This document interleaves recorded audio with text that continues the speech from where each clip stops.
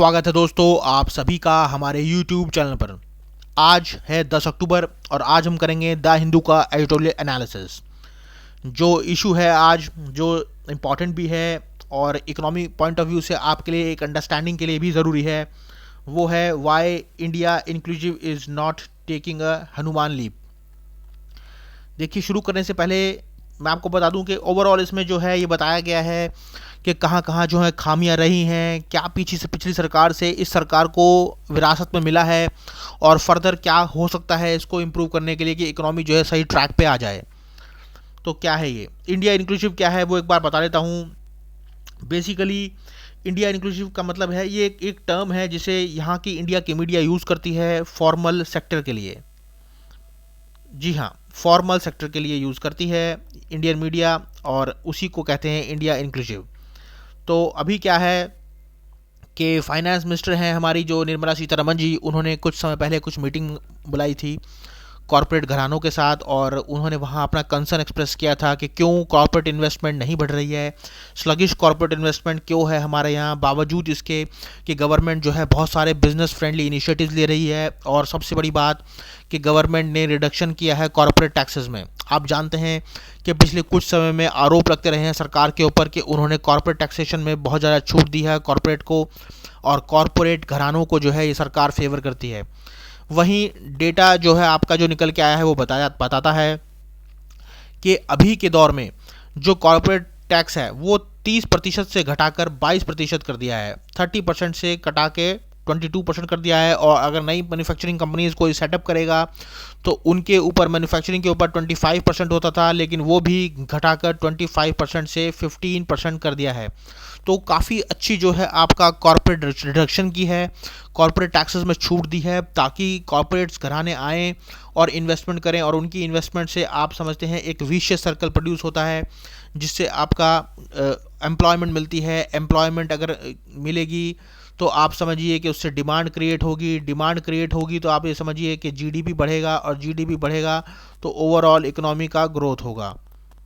तो ये एक सिंपल सा कॉन्सेप्ट है जो आपको पता होना चाहिए कि कहाँ से चीज़ें घूमती हैं और क्यों बार बार जो है सरकारें कॉरपोरेट में जो है आपका छूट देती हैं, बावजूद इसके कि उन पर आरोप लगते हैं कि वो हमेशा कॉरपोरेट टैक्सेस के ही फेवर में रहती हैं।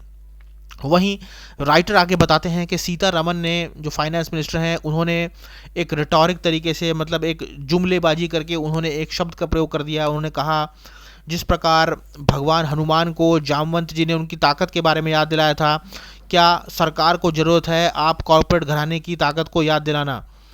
तो वहीं इस पर राइटर कहते हैं कि ये मिसमैच होगा, कॉरपोरेट घराने को हनुमान जी से कंपेयर करना सही नहीं होगा, क्योंकि हनुमान जी ने अपनी टोटल लाइफ जो है अपना डिवोट कर दी थी श्री राम को, और वो रेडी थे किसी भी तरह का जान का जोखिम लेने के लिए श्री राम के लिए।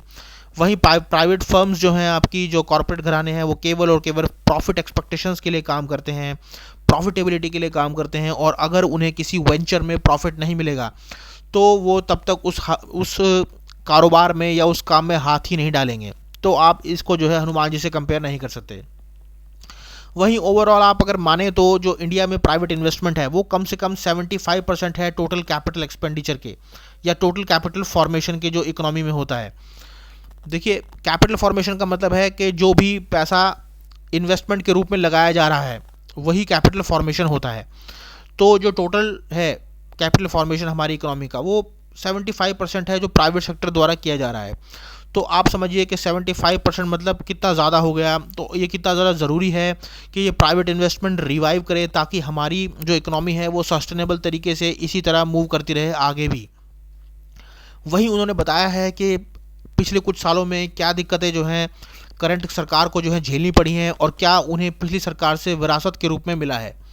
राइटर बताते हैं कि जैसे ही नरेंद्र मोदी की गवर्नमेंट बनी थी 2014 में, तो उन्होंने ये मैसेज क्लियर कर दिया था कि उन्होंने कम्प्लीटली जो है एक state driven model of economic development से दूर चले गए थे। मतलब उन्होंने, आपने सुना होगा कि मोदी जी के शुरू में नारे थे कि मिनिमम गवर्नमेंट मैक्सिमम गवर्नेंस, जिसके तहत ये बताया गया था कि जो सरकार है उसका जो है कम से कम हस्तक्षेप होगा किसी भी काम में।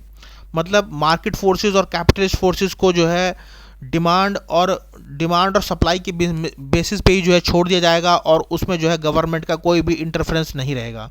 या फिर यूँ कह लीजिए आप कि ये एक तरीके का शब्द है जो ये दर्शाता है कि प्राइवेटाइजेशन की तरफ जो है आपका ज़्यादा रहेगी ये सरकार, क्योंकि प्राइवेटाइजेशन पे रहेगी तभी आप मानिए कि मिनिमम गवर्नमेंट रहेगा, गवर्नमेंट का इंटरफेरेंस कम रहेगा। जब तक कोई संस्था गवर्नमेंट की रहेगी या फिर पब्लिक सेक्टर रहेगी तो उसमें गवर्नमेंट का इंटरफेरेंस रहेगा ही रहेगा। तो ये पहले ही क्लियर कर दिया था सरकार ने कि उनका जो है मिनिमम गवर्नमेंट रहेगा और मैक्सिमम गवर्नेंस की तरफ ध्यान रहेगा। और मोदी जी जो है जाने भी जाते हैं कि वो बिजनेस फ्रेंडली चीफ मिनिस्टर रहे हैं गुजरात के समय से ही। और जैसे ही उन्होंने दिल्ली में सरकार बनाई थी तो उन्होंने सबसे पहले कोशिश की थी ईज़ ऑफ डूइंग बिजनेस की। ईज़ ऑफ डूइंग बिजनेस में बहुत इंडिया ने इम्प्रूव भी किया। अगर आप देखें तो 2014 में जब मोदी जी की सरकार बनी थी तब हमारी रैंक 143 थी, और आज अगर 2022 की बात करूं तो हमारी रैंक 62 है। तो हम 143 से 62 पे आए हैं ईज़ ऑफ डूइंग बिजनेस में इंडिया में, वर्ल्ड के लेवल पे। तो ये एक काफ़ी बड़ी जंप है जो कि पिछले 5-6 साल के अंदर ली गई है, जो ये दर्शाता भी है कि गवर्नमेंट काफ़ी सीरियस है वो सब मेजर्स लेने के लिए जिससे बिज़नेस जो है इंडिया में ईज़ अप हो जाए, आसान हो जाए। वहीं राइटर आगे बताते हैं कि जो प्राइवेट कैपिटल फॉर्मेशन है जो सबसे ज़्यादा हमारे देश के अंदर हुआ है अब तक, वो 2011-12 में हुआ था, और उसके बाद से ही जो है ये डिक्लाइन पे आ रहा है।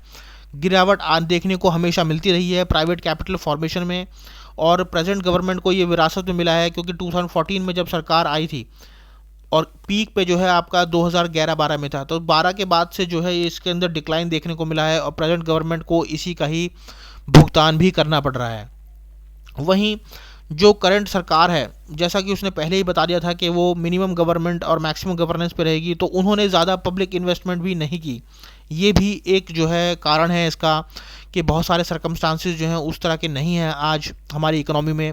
अगर गवर्नमेंट ने भी ज़्यादा इन्वेस्टमेंट्स की होती तो आज सिनेरियो कुछ और होता, क्योंकि गवर्नमेंट का शुरू से ही जो फोकस रहा है वो fiscal responsibility and budget management act की तरफ रहा है, जिसकी वजह से गवर्नमेंट ने अपनी एक्सपेंडिचर को जो है कुछ हद तक जो है कंट्रोल करके रखा है।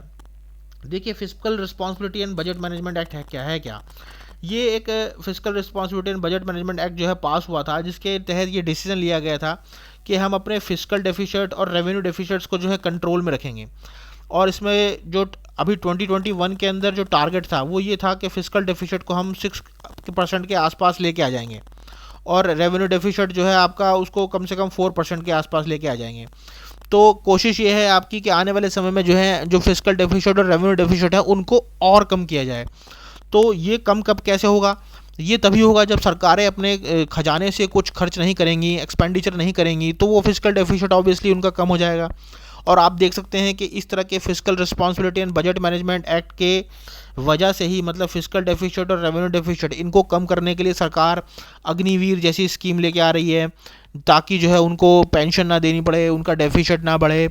और भी बहुत सारी चीज़ें अगर आप देखेंगे तो ये जो प्राइवेटाइजेशन की तरफ जाया जा रहा है, आप आज के समय में अगर देखें तो रेलवे से लेके सब कुछ प्राइवेटाइज हो चुका है, एयरपोर्ट्स वगैरह। उनकी एक कोशिश ये भी है कि रेलवेज़ वगैरह में अगर प्राइवेटाइजेशन हो गया तो फिर सरकार को भर्ती नहीं करनी पड़ेगी।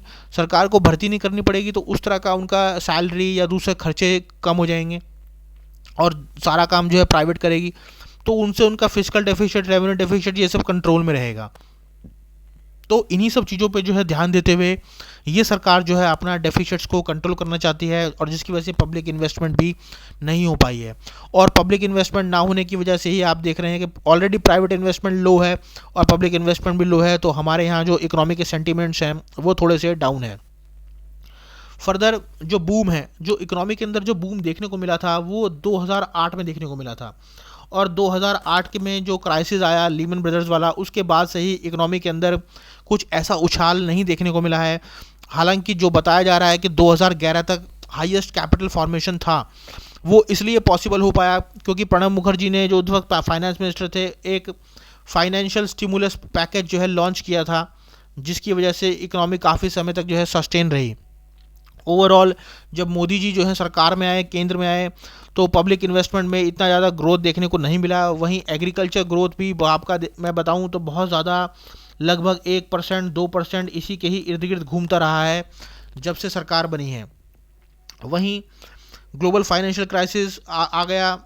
उसके बाद फर्दर जो है आपका पेंडेमिक जैसी सिचुएशन हुई, और पेंडेमिक की सिचुएशन के बाद हुआ क्या कि वर्ल्ड इकोनॉमी जो है स्लो डाउन हो गई है और एक्सपोर्ट ग्रोथ भी जो है कम हो गया है। वहीं जो दूसरे फैक्टर्स हैं या दूसरे प्लेयर्स हैं जिनसे इकोनॉमी बूम पे आती है या डिमांड बढ़ती है, जैसे कि प्राइवेट इन्वेस्टमेंट हो गई, उसके अंदर भी उस तरह का कोई पॉजिटिव सेंटिमेंट्स हमें देखने को नहीं मिला है। वहीं जो फर्दर आगे बताते हैं राइटर कि जो गवर्नमेंट की आइडियोलॉजी है मिनिमम गवर्नमेंट की, उसने पूरी की पूरी पब्लिक इन्वेस्टमेंट को जो है होल्ड पे डाल दिया है, और जिसकी वजह से कोई एग्रीगेट डिमांड बढ़ नहीं पा रही है।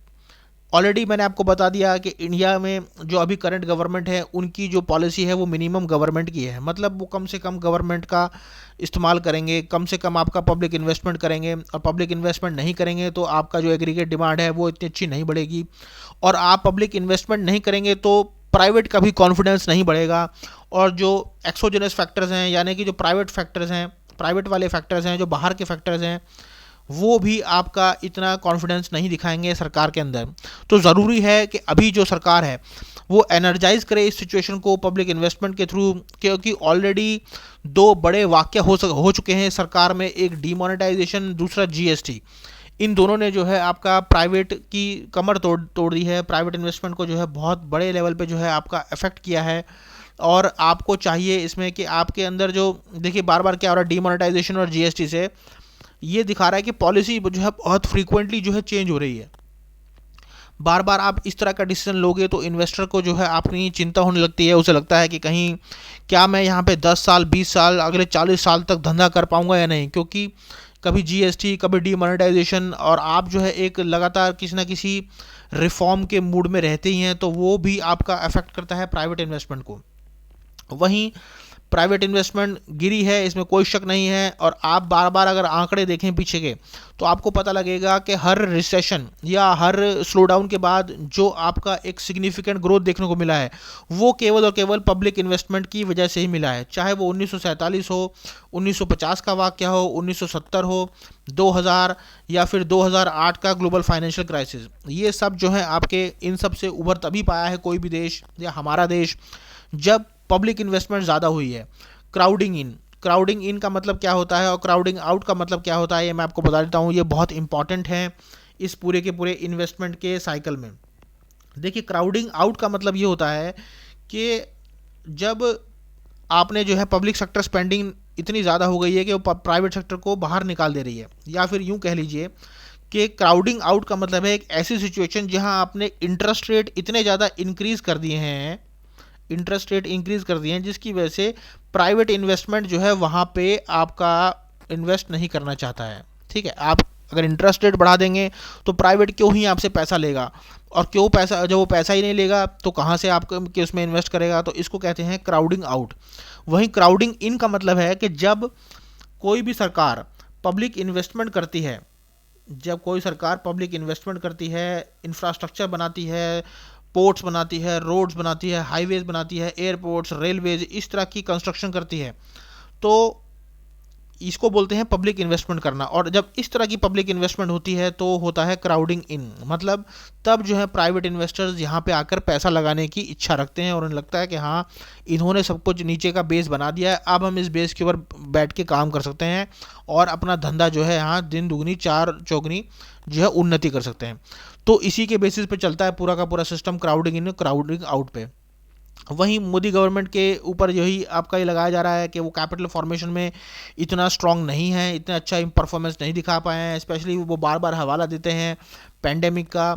और मैं तो ये कहूँगा कि जो फ्रीक्वेंट चेंजेस हो रहे हैं पॉलिसी में, चाहे वो आपके इसमें डीमोनेटाइजेशन हो या जीएसटी हो, वो ज़्यादा बड़े जो हैं आपके फैक्टर्स रहे हैं। वहीं जो 2022 का यूनियन बजट रहा है इस बार का, वहाँ बहुत ज़्यादा एलोकेशन किया है कैपिटल स्पेंडिंग पे, और गवर्नमेंट ने दिखाया है कि इस बार वो सीरियस हैं और ज़्यादा से ज़्यादा एक्सपेंडिचर करेंगे इंफ्रास्ट्रक्चर प्रोजेक्ट्स के ऊपर। और ऐसा माना जा रहा है कि इसके पॉजिटिव इफेक्ट होंगे प्राइवेट इन्वेस्टमेंट को लेके भी, क्योंकि एक्सपेंशन होगी पब्लिक इन्वेस्टमेंट में तो ऑब्वियसली जो है प्राइवेट इन्वेस्टर्स कूदेंगे और इससे जो है एक सस्टेन तरीके से ग्रोथ हो पाएगा for a longer period of time. क्योंकि आप जानते हैं कि ये तो ज़रूरी है ही कि आप जो है पब्लिक इन्वेस्टमेंट करें, लेकिन आपको ये भी देखना होगा कि जो प्रोजेक्ट्स आपने चुने हैं वो भी अच्छे होने चाहिए, बिल्कुल राइट प्रोजेक्ट्स होने चाहिए। ऐसा नहीं कि आप जो है इन्वेस्टमेंट के नाम पे जो है ऐसी जगहों पे इन्वेस्ट करने लगे जहाँ से आपका प्राइवेट इन्वेस्टर ही ना आए। देखिए अभी प्राइवेट इन्वेस्टर जो है वो किस लिए आएगा, वो आएगा अगर आप रोड्स बनाएंगे, अगर आप हाईवेज बनाएंगे, या फिर आप पोर्ट्स बनाएंगे, ठीक है, या फिर आप जो है रेलवेज पे कुछ काम करेंगे। तो ऐसे इंफ्रास्ट्रक्चर पे अगर आप काम करेंगे तो जो है प्राइवेट इन्वेस्टर इधर की तरफ आएगा, इधर मूव करेगा।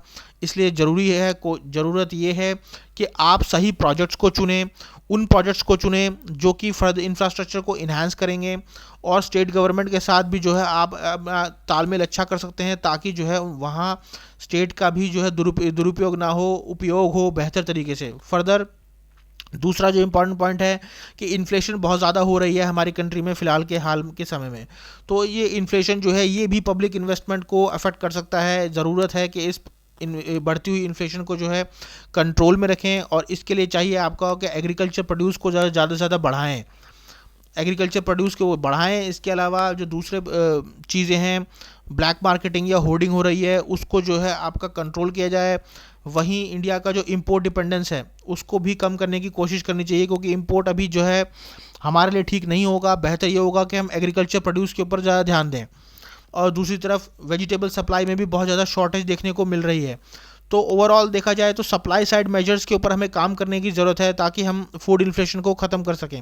रादर अभी काम क्या हो रहा है, डिमांड साइड की तरफ हो रहा है। डिमांड साइड और सप्लाई साइड में देखिए फ़र्क है जो वो ये है कि सप्लाई साइड का मतलब है कि अगर हम अपनी सप्लाई चेन ठीक कर दें, मतलब एग्रीकल्चर के ऊपर फोकस करें, वेजिटेबल की सप्लाई सही से कराएं, और अच्छे सीरियल्स वगैरह ये सब प्रोड्यूस हों, ज़्यादा जो है आपका इंसेंटिवाइज करें हम फार्मर्स को, तो हम सप्लाई बढ़ा सकते हैं। और अगर हम सप्लाई बढ़ा देंगे तो वो डिमांड के साथ जो है मैच हो जाएगा, और जिसकी वजह से इन्फ्लेशन जो है कंट्रोल में आ जाएगी।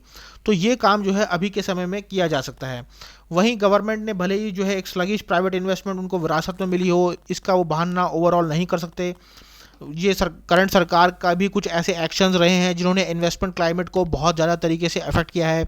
जैसे आप देखेंगे कि बिज़नेस घरानों के ऊपर जो है ईडी और आईटी की रेड चल रही है, और बहुत सारे not for profit organisations, NGO जो हैं, उनकी फाइनेंशियल ट्रांजैक्शंस जो हैं अब इतनी अच्छी तरीके से नहीं हो पाती, स्मूथली नहीं हो पाती। वो पूरा का पूरा जो है सर्वेलेंस और कंट्रोल में है। तो ये सब हो सकता है कि इन सब एक्टिविटीज़ की वजह से भी जो है आपका एक्सचेंज ऑफ ट्रांजैक्शन थोड़ा रुका है, और कॉन्फिडेंस जो है कम हुआ है प्राइवेट इन्वेस्टर्स के अंदर, क्योंकि करंट सरकार के ऊपर ये आरोप लगाया जाता है कि वो एक सर्वेलेंस स्टेट की तरह काम कर रहे हैं, और हर एक चीज़ के ऊपर जो है निगरानी रखते हैं। फर्दर इन पॉइंट्स, ये जो राइटर्स ने पॉइंट दिए हैं, इसके अलावा हम अपनी तरफ से ये बता सकते हैं कि क्या रीज़न रहे हैं। उसमें मैं ये कहूँगा कि कैपिटल स्ट्रक्चर के ऊपर ज़्यादा फोकस रहा है कॉरपोरेट्स का, क्योंकि कॉरपोरेट्स जो हैं पीछे कुछ समय में इसी चीज़ में लगे हैं कि अपने डेब्ट को और अपनी फंडिंग को जो है कम किया जा सके, ताकि जो है आपका उनकी जो बैलेंस शीट है उसको जो है वो इम्प्रूव करना चाहते हैं। तो ज़्यादा से ज़्यादा फोकस जो है उनका कैपिटल स्ट्रक्चर को इम्प्रूव करने में है, रादर बिजनेस को एक्सपैंड करने में। वहीं आप जानते हैं कि डीमोनेटाइजेशन और जीएसटी, ये दो ऐसे फैक्टर्स रहे हैं जिन्होंने जो है अनसर्टेनिटी लेके आए हैं इन्वेस्टमेंट डिसीजंस में। और इसके अलावा जो है ओवर इन्वेस्टमेंट हो चुकी है कुछ सेक्टर्स में, जैसे कि आपका मैं बताऊं पावर और स्टील। इन सेक्टर्स के अंदर जो है इतनी ज़्यादा ओवर इन्वेस्टमेंट हुई है, जिसकी वजह से इनका जो रेट ऑफ रिटर्न है कैपिटल के ऊपर वो बहुत ही लो हो गया है। फर्दर है बैंक्स जहां आप जानते हैं कि बैंक्स अभी हमारे इंडिया में जो है बहुत ज़्यादा एनपीए उनका बढ़ चुका है, और एनपीए बढ़ने की वजह से जो है वो बहुत ही कॉशियस हो गए हैं लैंडिंग करने में। इतनी आसानी से नहीं मिल रहा है अभी बैंक से पैसा, क्योंकि वो बहुत ही ज़्यादा आपका देखिए पूरा का पूरा banking norms, know your customer norms और इस तरह के जो है पूरे के पूरे वो करने के बाद ही किसी को लोन दे रहे हैं। अभी के हाल में फ़िलहाल में कॉर्पोरेट घरानों के लिए लोन लेना भी इतना आसान नहीं रहा है, जिसकी वजह से मीडियम और स्मॉल कंपनीज़ को ये बहुत ज़्यादा अफेक्ट किया है। ऑल्दो गवर्नमेंट ने कुछ अच्छे इनिशिएटिव्स लिए हैं, जैसे मेक इन इंडिया हो गया, या इंसॉल्वेंसी बैंकरप्सी कोड हो गया, सिंगल विंडो क्लियरेंस सिस्टम हो गया, या फिर बहुत सारे ऑटोमेटिक रूट्स लिए हैं आपके फॉरेन इन्वेस्टमेंट के लिए। तो ये सब जो है आपका अच्छे इनिशिएटिव हैं, और ऐसा माना जा रहा है कि भविष्य में कुछ ना कुछ अच्छे कदम, अच्छे इसके नतीजे भी आएंगे। जैसे मेक इन इंडिया है, ऑल्दो अभी जो है एमएनसीज जो है कुछ काम कर रही हैं, कुछ इंडिया में डोमेस्टिक कंपनीज ने भी प्लांट सेटअप किए हैं, फैसिलिटीज़ बनाई हैं, लेकिन इस पे ऐसा नहीं माना जा रहा है कि एक ही दिन में जो है सब कुछ सॉल्व हो जाएगा। ओवरऑल इसको टाइम लगेगा, और आने वाले समय में जो है इससे कुछ अच्छे नतीजे आने की कुछ संभावनाएं हैं। वहीं एनपीएस को ठीक करने के लिए गवर्नमेंट ने भी अपनी कुछ स्ट्रैटेजीज अडॉप्ट की हैं। स्पेशली आपका अगर सुनील मेहता पैनल की रिकमेंडेशन मैं रेफ़र करूं तो आप उसे पढ़ सकते हैं कि जो उन्होंने कहा था कि क्या क्या किया जा सकता है बैंक के एनपीएस को इम्प्रूव करने के लिए। वहीं जो गवर्नमेंट को अभी और करने की ज़रूरत है, उन्हें ज़रूरत है कि वो अपनी पॉलिसीज़ को रिवाइज़ करें और स्ट्रक्चरल रिफॉर्म्स लेके आएँ अपने पूरे के पूरे सिस्टम में। स्पेशली आप देखिए कि बहुत सारे जो हैं रोड़े हैं, बैरियर्स हैं अभी भी इन्वेस्टमेंट में हमारी, और उनको जो है इम्प्रूव करने की बहुत ज़्यादा ज़रूरत है। जैसे कि आपका बार बार एक नाम उठता है, वो बोलते हैं कि ब्यूरोक्रेसी का, रेड टेपिज़म हमारे यहाँ बहुत ज़्यादा है, जिसकी वजह से बहुत सारे इन्वेस्टमेंट प्रोजेक्ट्स जो हैं रुक जाते हैं। तो इस रेड टेपिज्म को भी ख़त्म करने की कोशिश की जाए, और रिटेल इन्वेस्टर्स के ऊपर एक कैप लगाई हुई है 20% की, कि किसी भी एज अ प्रमोटर जो है वो 20% से ज़्यादा एफपीआई में इन्वेस्ट नहीं कर सकते हैं। फर्दर इस कैप को जो है रिड्यूस कर देना चाहिए, ताकि रिटेलर्स भी जो है ज़्यादा से ज़्यादा इन्वेस्टमेंट कर सकें। तो यही था आज के आर्टिकल में, जो कि इकोनॉमी को लेके है। आशा करता हूँ कि सारे पॉइंट्स जो हैं कवर हो गए होंगे, और इसी तरह के रोज़ एनालिसिस देखने और सुनने के लिए लाइक कीजिए, शेयर कीजिए और सब्सक्राइब कीजिए।